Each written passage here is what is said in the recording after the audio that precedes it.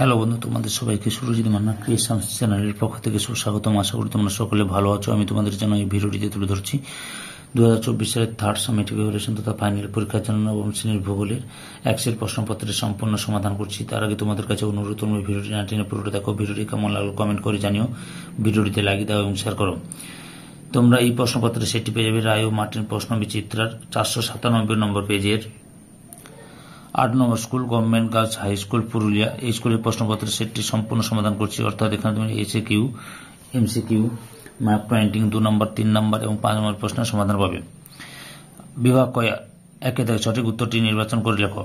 1 নম্বর প্রশ্ন, সৌরজগতের গ্রহগুলির মধ্যে আয়তনের দিক থেকে পৃথিবীর স্থান হল অপশন বিতে পঞ্চম। 2 থেকে পৃথিবীর ব্যাসার্ধ হল অপশন ডিতে 63,065 কিলোমিটার, 6,335 কিমি। 3 নম্বর প্রশ্ন, জলবিচ্ছু বলা হয় অপশন সিতে 23 সেপ্টেম্বরকে। 4 নম্বর প্রশ্ন, অনুসুর অবস্থান লক্ষ্য করা যায় অপশন এতে 3রা জানুয়ারি। 5 নম্বর প্রশ্ন, অক্ষরেখার মোট সংখ্যা অপশন সিতে 179টি। 6 থেকে 1 ডিগ্রি দ্রাঘিমার পার্থক্যের সময়ের পার্থক্য হয় অপশন বিতে 4 মিনিট। 7 দাগে ভারতের দাক্ষিণাত্য মালভূমি হল একটি, অপশন ডিতে লাভা গঠিত মালভূমি।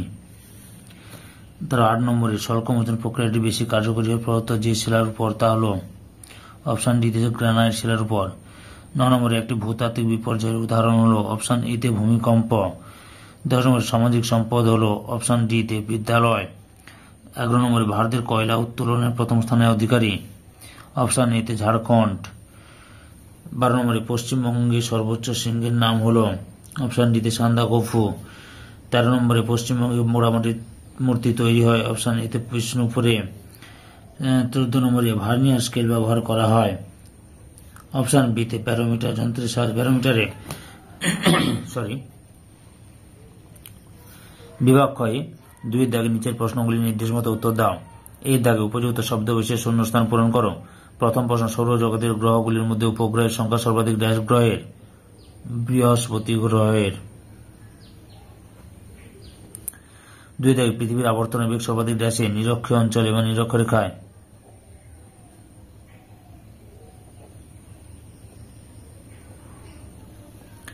3 নম্বরে হংগ নদী অববাহিকায় বালুকণা সঞ্চিত হয়ে গড়ে উঠেছে ড্যাশ সমভূমি? লোয়েস সমভূমি। 4 নম্বরে দ্বারকেশ্বর ও শিলাই নদীর মিলিত প্রবাহ ড্যাশ নামে পরিচিত? রূপনারায়ণ।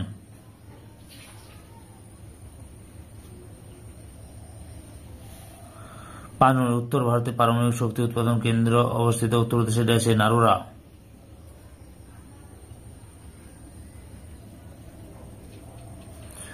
6 নম্বরে টপোগ্রাফিক্যাল মানচিত্র হল ড্যাশ স্কেলের মানচিত্রের উদাহরণ?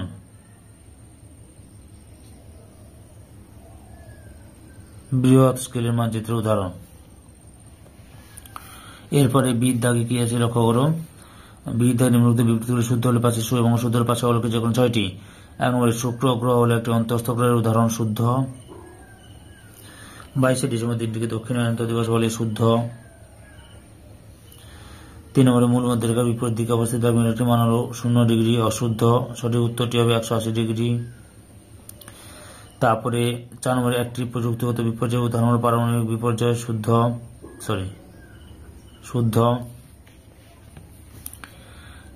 5 নম্বরে সবচেয়ে উৎকৃষ্ট মানের কয়লা হল বিটুমিনাস? অশুদ্ধ। সঠিক উত্তর হল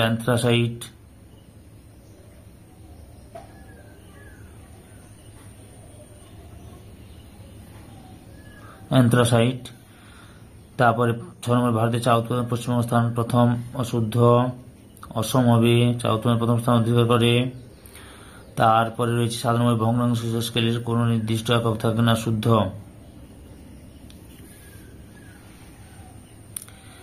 সি দাগে একটি বা দুটি শব্দে উত্তর দাও যে কোনো 6টি। প্রথম প্রশ্ন, কোন দ্রাঘিমা রেখার স্থানীয় সময় অনুসারে ভারতের প্রমাণ সময় নির্ধারণ করা হয়? 82 ডিগ্রি 30 মিনিট পূর্ব। 2 নম্বর, কোন খনিজে আর্দ্র বিশ্লেষণ প্রক্রিয়া বেশি ঘটে থাকে? বক্সাইট। 3 নম্বর প্রশ্ন, কোন দুটি পাতের সংঘর্ষের ফলে হিমালয় পর্বত সৃষ্টি হয়েছে? ইউরোপীয় এবং ইন্দো এশীয়।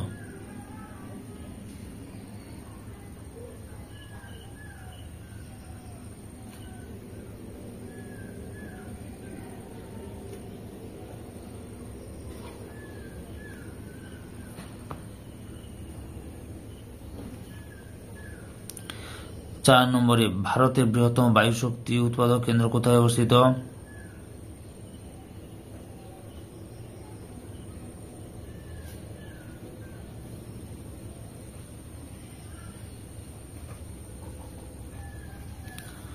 তারপরে তামিলনাড়ু কন্যাকুমারীতে। 5 নম্বর জনগণতার বিচারে ভারতে পশ্চিমবঙ্গের স্থান কত?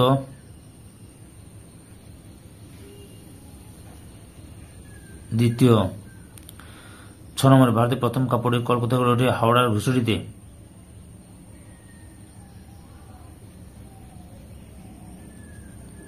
হাওড়ার ঘুষুরিতে। কি হলো? হাওড়ার ঘুষুরিতে। 7 নম্বরে পশ্চিমবঙ্গে পাট গবেষণা কেন্দ্র কোথায় অবস্থিত? পশ্চিমবঙ্গে ব্যারাকপুরে।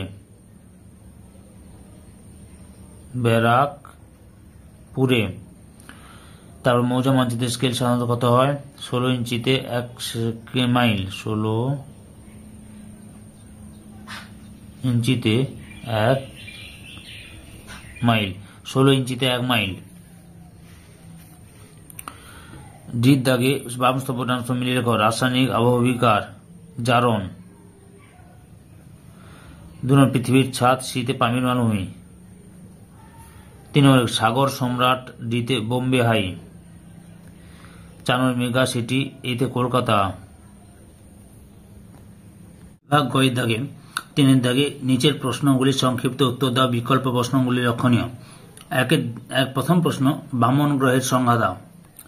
2006 সালে ইন্টারন্যাশনাল অ্যাস্ট্রোনমিক্যাল ইউনিয়ন প্রদত্ত সংজ্ঞা অনুসারে যে সকল জ্যোতিষ্ক একটি নির্দিষ্ট কক্ষপথে সূর্যের চারিদিকে ঘোরে অথচ তারা উপগ্রহ নয়, জ্যোতিষ্কটি পর্যাপ্ত ভরযুক্ত এবং প্রায় গোলাকার, কিন্তু জ্যোতিষ্কটি নিজ কক্ষপথের নিকটস্থ অঞ্চল থেকে কোনো মহাজাগতিক বস্তুকে সরিয়ে দিতে অক্ষম, তারাই বামন গ্রহ নামে পরিচিত। বৈশিষ্ট্য: বামন গ্রহের জন্য ব্যাস অত্যন্ত 400 কিমি হওয়া প্রয়োজন। বামন গ্রহের ভর তুলনামূলকভাবে কম। বামন গ্রহরা মাঝে মাঝে কক্ষপথে থেকে বিচ্যুত হতে পারে। এরা অন্য গ্রহের কক্ষপথে ঢুকে পড়তে পারে এবং এই অবস্থায় টানা 20 বছর চলতে পারে। বামন গ্রহের ভরকেন্দ্র সেই গ্রহের মধ্যে নাও থাকতে পারে। উদাহরণ: সৌরজগতে আপাতত বামন গ্রহের সংখ্যা 5টি: ইরিস, সেরেস, প্লুটো, হাউমিয়া এবং ম্যাক। অথবা ফেরেলের সূত্রটি উল্লেখ করো। পৃথিবীর আবর্তন গতির ফলে উদ্ভূত কোরিওলিস বলের প্রভাবে বায়ু উচ্চচাপ থেকে নিম্নচাপের দিকে সোজা পথে প্রবাহিত না হয়ে উত্তর গোলার্ধে ডান দিকে এবং দক্ষিণ গোলার্ধে বাঁ দিকে বেগে প্রবাহিত হয়, এটি ফেরেলের সূত্র। নামকরণ: 1859 খ্রিস্টাব্দে আমেরিকা যুক্তরাষ্ট্রের আবহবিদ উইলিয়াম ফেরেল এই সূত্রটি আবিষ্কার করেন বলে তার নাম অনুসারে সূত্রের নামকরণ করা হয়েছে। উদাহরণ: আয়ন বায়ু উত্তর গোলার্ধে ডান দিকে মেকে উত্তর পূর্ব আয়ন বায়ু এবং দক্ষিণ গোলার্ধে বাম দিকে মেকে দক্ষিণ পূর্ব আয়ন বায়ু রূপে প্রবাহিত হয়। 2 নম্বর প্রশ্ন, প্রতিপাদ স্থান কাকে বলে? ভূপৃষ্ঠের উপর অবস্থিত কোনো বিন্দু বা স্থান থেকে কল্পিত রেখা পৃথিবীর কেন্দ্রের মধ্য দিয়ে প্রসারিত করলে তা বিপরীত প্রান্তে যে বিন্দু বা স্থানে স্পর্শ করে তাকে প্রথম বিন্দু বা প্রথম স্থানের প্রতিপাদ স্থান বলা হয়। বৈশিষ্ট্য: গোলার্ধ কোন স্থানের প্রতিপাদ স্থান সর্বদাই সেই স্থানের বিপরীত গোলার্ধে অবস্থান করে। অক্ষাংশ কোন স্থান ও তার প্রতিপাদ স্থানে অক্ষাংশের মান একই হয় কিন্তু গোলার্ধে পরিবর্তন ঘটে। যেমন কলকাতার অক্ষাংশ 22°34' উত্তর থেকে কলকাতার প্রতিপাদ স্থানের অক্ষাংশ হবে 22°34' দক্ষিণ। দ্রাঘিমা কোন স্থান ও তার প্রতিপাদ স্থানের দ্রাঘিমার পার্থক্য হবে 88°। তাই প্রতিপাদ স্থানের দ্রাঘিমা নির্ণয় করতে হলে প্রদত্ত স্থানের দ্রাঘিমাকে 180° থেকে বিয়োগ করতে হবে। যেমন কলকাতার দ্রাঘিমা 88°30' পূর্ব, অর্থাৎ কলকাতার প্রতিপাদ স্থানের দ্রাঘিমা হবে 91°30' পশ্চিম। অথবা মোনাডন কি? সমপ্রায় ভূমির মধ্যে অবস্থিত কঠিন শিলায় গঠিত অনুচ্চ পাহাড় বা টিলাগুলিকে মোনাডন বলে। মার্কিন যুক্তরাষ্ট্রের মাউন্ট মোনাডনকের নামানুসারে এর নামকরণ। উদাহরণ: অযোধ্যা, শুশুনিয়া প্রভৃতি পাহাড় মোনাডনকের উদাহরণ। 3 নম্বর প্রশ্ন, রেগোলিথ বলতে কি বোঝো? মৃত্তিকা সৃষ্টির প্রথম পর্যায়ে আদি শিলা ও যান্ত্রিক ও রাসায়নিক আবহবিকারের ফলে চূর্ণ বিচূর্ণ হয়। এই শিলাচূর্ণ ভূত্বকের উপর শিথিল কোমল একটি আবরণের সৃষ্টি করে রেগোলিথ বলে। রেগোলিথই মৃত্তিকা সৃষ্টির প্রাথমিক পর্যায় বা প্রধান শর্ত।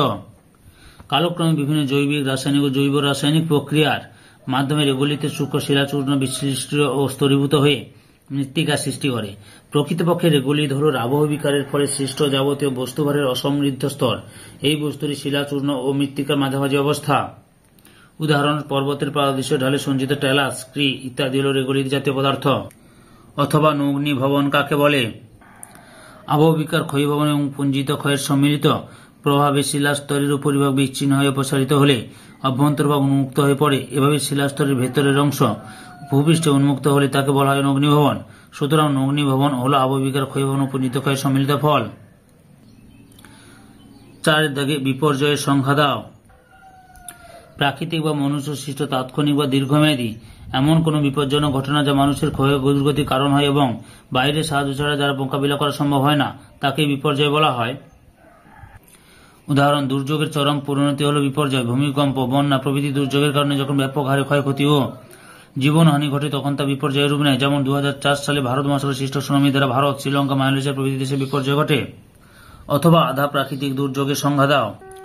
কিছু কিছু প্রাকৃতিক দুর্যোগ মানুষের অবিবেচক কার্যাবলীর দ্বারা দ্রুত ত্বরান্বিত হয় এবং তার ভয়াবহতাও বৃদ্ধি করে।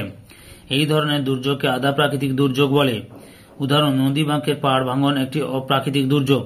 এটা আরো দ্রুত সংঘটিত হয় মানুষের অনিয়ন্ত্রিত কৃষিকাজ, গৃহ নির্মাণ, পশুচারণ, বৃক্ষছেদনের ফলে। 5 দাগে পুনর্ভব সম্পদের উদাহরণ সহ সংজ্ঞা দাও। কতগুলি সম্পদ আছে যেগুলি ব্যবহারের ফলে সাময়িকভাবে হ্রাস পেলেও পুনরায় তার সৃষ্টি করা যায়, তাদের পুনর্ভব বা পূরণশীল সম্পদ বলে। উদাহরণ অরণ্য, তৃণভূমি, মৎস্য সম্পদ প্রভৃতি। অথবা সম্পদ সংরক্ষণ বলতে কি বোঝো? মানব সমাজের কল্যাণের জন্য সম্পদকে দীর্ঘদিন ধরে ব্যবহার করতে হলে সম্পদ সংরক্ষণ করা দরকার। সম্পদ সংরক্ষণের উদ্দেশ্য সম্পদকে দীর্ঘদিন ধরে ব্যবহার করার উদ্দেশ্যে সম্পদের যথেষ্ট ব্যবহার বন্ধ করে তাকে সংরক্ষণের ব্যবস্থা করা। ভবিষ্যতে মানুষের সুবিধার জন্য বর্তমানে ত্যাগ স্বীকার করা। এর ফলে বহু সংখ্যক মানুষের চাহিদা মেটানো সম্ভব হবে। সম্পদের স্থায়িত্ব বাড়ানোর উদ্দেশ্যে অপচয় নিবারণ করে সম্পদ সংরক্ষণের ব্যবস্থা করা। সম্পদের দ্রুত উৎপাদন এবং অতি ব্যবহার কমিয়ে তাকে সংরক্ষণ করা। পরিবেশে ভারসাম্য বজায় রাখা এবং প্রাকৃতিক সম্পদগুলিকে তাদের নিজস্ব পরিবেশে রক্ষা করার জন্য সম্পদ সংরক্ষণ জরুরি। হাওড়া শহরকে ভারতের গ্লাসগো বলা হয় কেন? পশ্চিমবঙ্গের হাওড়া জেলার সদর শহর হাওড়া পশ্চিমবঙ্গের দ্বিতীয় বৃহত্তম শহর এবং হুগলি শিল্পাঞ্চলের একটি গুরুত্বপূর্ণ শিল্পকেন্দ্র। হাওড়া শহরকে বলা হয়ে থাকে ভারতের গ্লাসগো কারণ এটি গ্রেট ব্রিটেনের গ্লাসগো শহরের সঙ্গে এর কয়েকটি ক্ষেত্রে বিশেষ সাদৃশ্য রয়েছে। এগুলি হল 1 নম্বরে গ্লাসগো ক্লাইড নদীর তীরে অবস্থিত, তেমনি হাওড়া হুগলি নদীর তীরে অবস্থিত। 2 নম্বরে গ্লাসগোতে যেমন প্রচুর সংখ্যক যন্ত্রপাতি ও ইঞ্জিনিয়ারিং শিল্পের সমাবেশ ঘটেছে, তেমনি হাওড়া শহরে অসংখ্য ক্ষুদ্র মাঝারি ইঞ্জিনিয়ারিং শিল্প, বস্ত্র শিল্প, পাট শিল্প ইত্যাদি গড়ে উঠেছে। গ্লাসগো শহরের মতো এই সমস্ত শিল্প সময়ের আকর্ষণে রাজ্যের বিভিন্ন প্রান্তে প্রতিবেশী রাজ্য বিহার, উড়িষ্যা এমনকি উত্তরপ্রদেশ থেকে বহু মানুষ হাওড়া শহরে এসে ভিড় জমিয়েছে। ফলে হাওড়া শহর ঘিঞ্জি ও ঘনবসতিপূর্ণ হয়ে উঠেছে। ক্ষুদ্র স্কেলের মানচিত্র কাকে বলে? যে সমস্ত মানচিত্র বিশাল অঞ্চলকে ছোট করে দেখানোর উদ্দেশ্যে অঙ্কন করা হয় সেগুলি ছোট স্কেল মানচিত্র বলে। যেমন 1 সেমি মানচিত্রের দূরত্ব 250 কিমি বাস্তব দূরত্ব এই স্কেলে অঙ্কিত মানচিত্র। এই মানচিত্র থেকে খুব বেশি তথ্য পাওয়া যায় না। বিভাগ ঘয়ে 4 দাগে নিচের প্রশ্নগুলির উত্তর দাও। যে কোনো 4টি বিকল্প প্রশ্নগুলি লক্ষণীয়। 1 নম্বরে আন্তর্জাতিক তারিরেখা সর্বত্র 180 ডিগ্রি দ্রাঘিমারেখাকে অনুসরণ করেনি কেন? প্রশ্ন এবং উত্তরটি লক্ষ্য করে এখান থেকে শুরু করবে।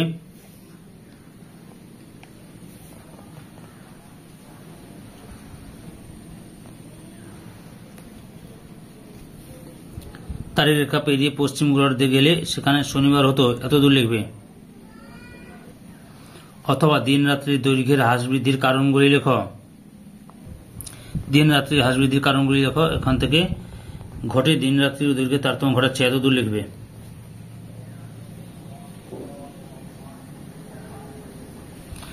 দুই থেকে মহিভাবক ও গিরিজনী আলোড়নের মধ্যে পার্থক্য লেখো। দেখো মহিভাবক ও গিরিজনী আলোড়নের মধ্যে পার্থক্য, এখানে মোট 7টি পার্থক্য তুলে ধরা হয়েছে। তোমরা তার মধ্যে যে কোনো 3 থেকে 4টি পার্থক্য তুলে ধরবে। অথবা মৃত্তিকা ক্ষয়ের মনুষ্য সৃষ্ট কারণগুলি লেখো। অথবা মৃত্তিকা ক্ষয়ের মনুষ্য সৃষ্ট কারণগুলি লেখো। মৃত্তিকা ক্ষয়ের মনুষ্য সৃষ্ট কারণ: অনিয়ন্ত্রিত বৃক্ষছেদন, অবৈজ্ঞানিক কৃষি পদ্ধতি, অনিয়ন্ত্রিত পশুচারণ, নির্মাণ কাজ, বাঁধ নির্মাণ, বাড়ি তৈরি, পুকুর খাল পরীক্ষা খনন প্রণালী তৈরি, খনন প্রভৃতি কাজের সময় যন্ত্রের আঘাতে মৃত্তিকা আলগা হয়ে পড়ে ও ক্ষয়প্রাপ্ত হয়। 3 নম্বরে দুর্যোগ ও বিপর্যয়ের মধ্যে পার্থক্য লেখ। লক্ষ্য করো দুর্যোগ ও বিপর্যয়ের পার্থক্য। এই পার্থক্যটির মধ্যে যে কোনো 4টি বা 3টি পার্থক্য তুলে ধরবে, কমপক্ষে তো 3টি পার্থক্য তুলে ধরতেই হবে তোমাদেরকে 3 নম্বরের প্রশ্ন যেহেতু, বুঝতে পেরেছ? অথবা বিপর্যয় ব্যবস্থাপনার ক্ষেত্রে শিক্ষার্থীর ভূমিকা উল্লেখ করো। প্রশ্ন এবং উত্তরটি লক্ষ্য করে এখান থেকে শুরু করবে। বিপর্যয় চলাকালীন ও তারপরে মানুষের পাশে দাঁড়িয়ে এখান থেকে শুরু করবে। যেমন ভূমিকম্পের সময় গৃহীত ভূমিকা, বন্যার সময় শিক্ষার্থীর ভূমিকা, বজ্রপাতের সময় শিক্ষার্থীদের ভূমিকা, বৃক্ষরোপণ, প্রাথমিক চিকিৎসা জ্ঞানার্জন দিয়ে ধরুন ক্ষয়ক্ষতির পরিমাণ অনেক কমে যাবে, এতদূর লিখবে। 4 নম্বর প্রশ্ন, সম্পদ সৃষ্টির উপাদানগুলির পরিচয় দাও। লক্ষ্য করো প্রশ্ন এবং উত্তরটি। সম্পদ সৃষ্টির উপাদান প্রকৃতি, মানুষ, সংস্কৃতি। প্রথমে প্রকৃতির ভূমিকা। মানুষের ভূমিকা রয়েছে উপাদান রূপে, উৎপাদক রূপে, ভোগকর্তা রূপে, ধ্বংসকর্তা রূপে। তারপরে সংস্কৃতির ভূমিকা,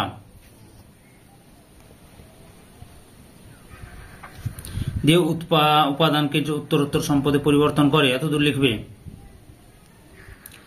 অথবা উত্তরবঙ্গের নদীগুলির বৈশিষ্ট্য ব্যাখ্যা করো। এই উত্তরবঙ্গের নদীগুলির বৈশিষ্ট্য রেখে রাখে তোমরা একটু লিখবে। উত্তরবঙ্গের নদীগুলি হলো তিস্তা, তোর্ষা, জলঢাকা, মহানন্দা, সংকোচ, কালজানি ইত্যাদি।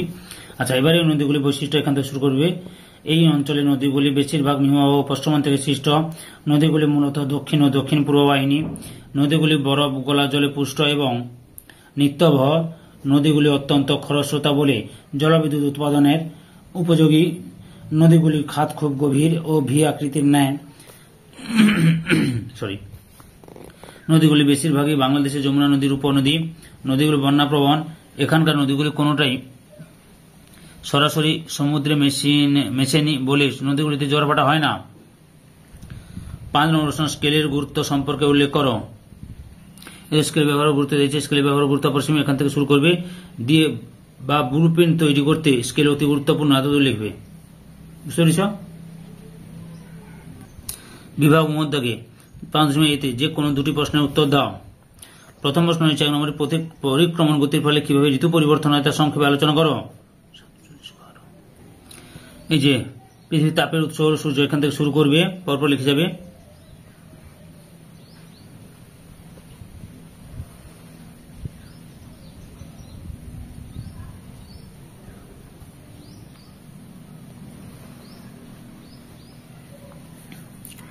বায়ুমণ্ডল কম উত্তপ্ত হয় এবং হাওয়া শীতের ভাব অনুভূত হয়, এতদূর লিখবে। 2 দাগে যে অঙ্কটি রয়েছে এটা আমি পরে তোমাদের ভিডিও করে দিয়ে দেবো, একটা আলাদা ভিডিও করে তোমাদের এই প্রশ্নের সমাধান করে দেবো। 3 নম্বর প্রশ্ন, চিত্রসহ স্তূপ পর্বতের উৎপত্তি কিভাবে হয় তা আলোচনা করো। প্রশ্ন উত্তরটি লক্ষ্য করো। স্তূপ পর্বত এখান থেকে মহিবাগ আলোড়ন এখান থেকে শুরু করবে।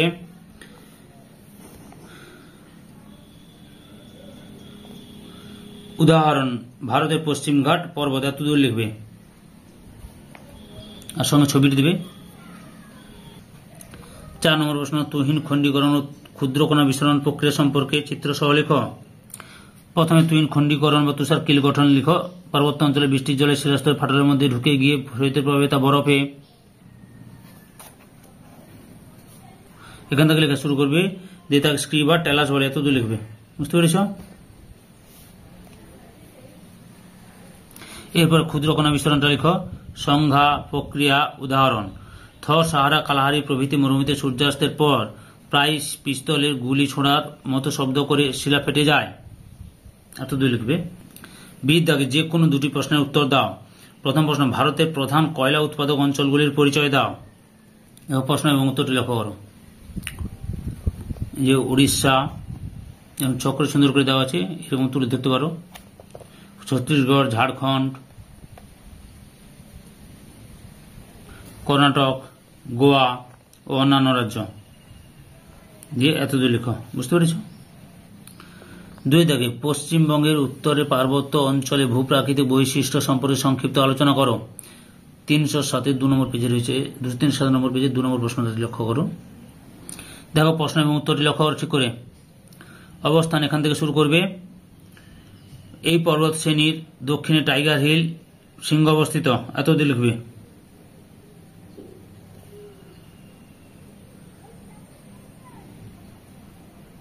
তিন নম্বর দাগে পশ্চিমবঙ্গে হলদিয়া বন্দর গড়ে ওঠার কারণগুলি ব্যাখ্যা করো। দেখো হলদিয়া বন্দর গড়ে ওঠার প্রশ্নটি লেখা আছে, গড়ে ওঠার কারণ। উত্তরটি লক্ষ্য করো। কলকাতা প্রায় 96 কিমি দক্ষিণ পশ্চিমে এখান থেকে শুরু করবে।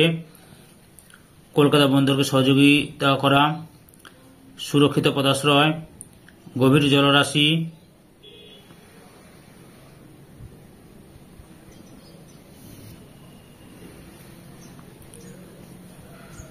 সরল নদীপথ, জমির সহজলভ্যতা, বন্দরের উন্নত পশ্চাৎভূমি, উন্নত পরিবহন ব্যবস্থা, বন্দর কেন্দ্রিক শিল্পাঞ্চল, সুলভ শিল্পজাত কাঁচামাল, আধুনিক উন্নত ব্যবস্থা, সরকারি আনুকূল্য।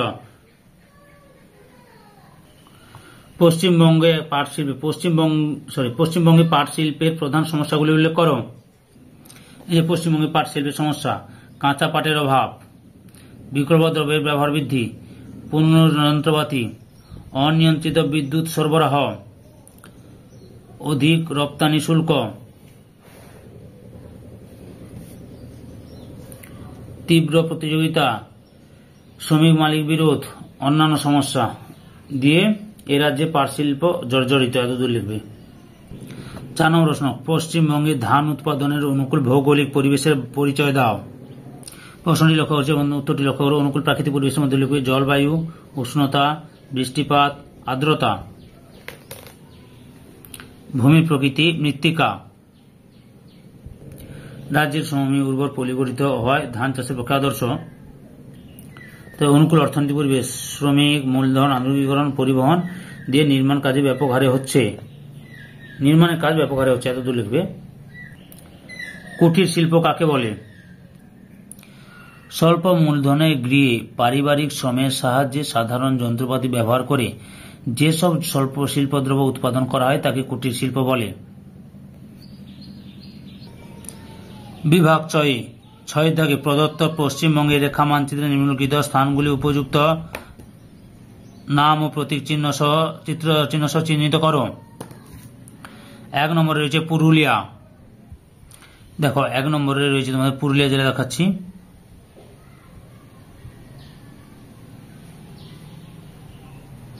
এটা হচ্ছে পুরুলিয়া জেলা। 1 নম্বরে রয়েছে তোমাদের পুরুলিয়া জেলা দেখানোর কথা বলা হয়েছে। আমি কোনো লিখছি না, শুধু পুরুলিয়া লিখছি, শুধু পুরুলিয়া।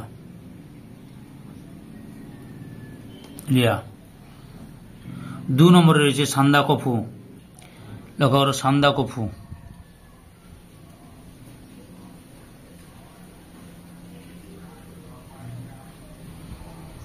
এটা হচ্ছে 2 নম্বরে।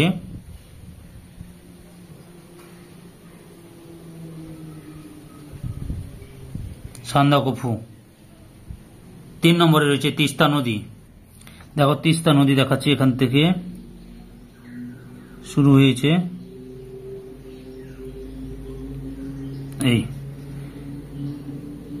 এই প্রবাহিত হয়েছে তিস্তা নদী।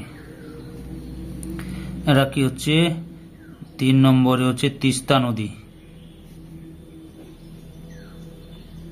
তিস্তা নদী।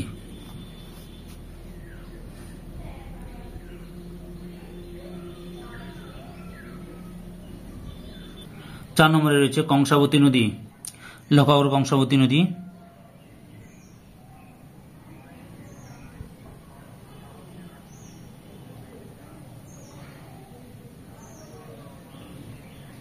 দিয়ে হলদি নদীর সঙ্গে যুক্ত হবে।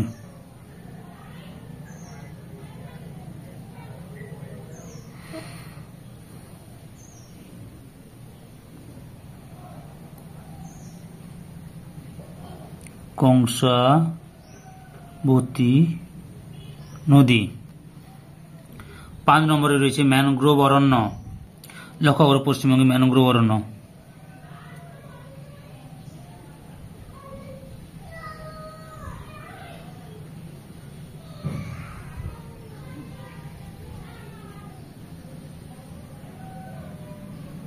পশ্চিমবঙ্গের ম্যানগ্রোভ অরণ্য। এটা কত নম্বরে রয়েছে? 5 নম্বরে।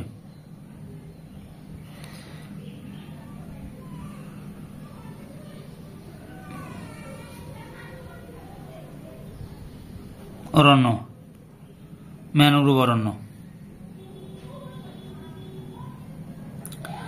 6 নম্বরে পশ্চিমবঙ্গের প্রধান চা উৎপাদক অঞ্চল। লক্ষ্য করো, পশ্চিমবঙ্গের প্রধান চা উৎপাদক অঞ্চল।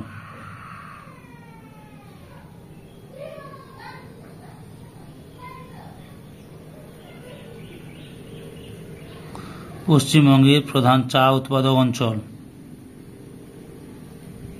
এটা হচ্ছে কত নম্বরে রয়েছে? 6 নম্বরে।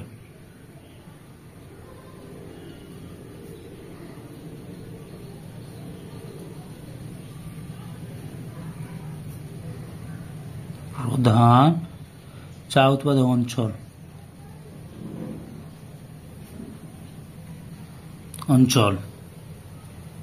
7 নম্বরে রয়েছে পশ্চিমবঙ্গের একটি লৌহ ইস্পাত শিল্প কেন্দ্র।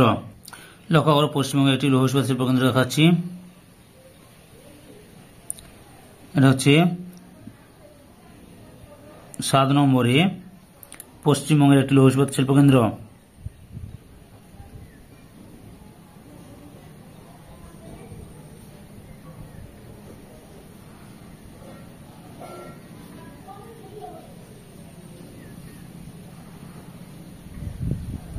শিল্প বেকারি দুর্গাপুর।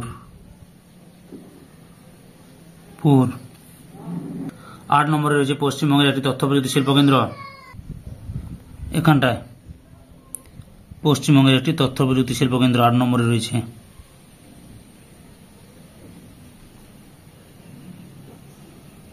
পশ্চিমবঙ্গের একটি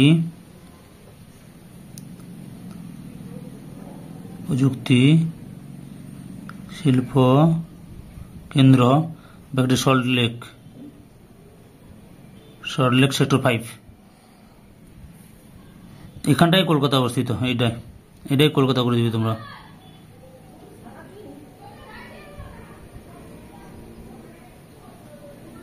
কলকাতা। 10 নম্বরে হচ্ছে হলদিয়া।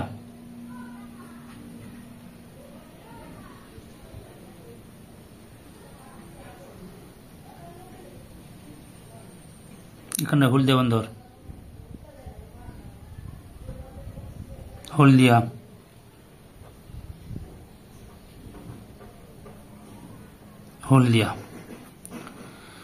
সম্পূর্ণ ভিডিওটি দেখার জন্য তোমাদের সবাইকে অসংখ্য ধন্যবাদ।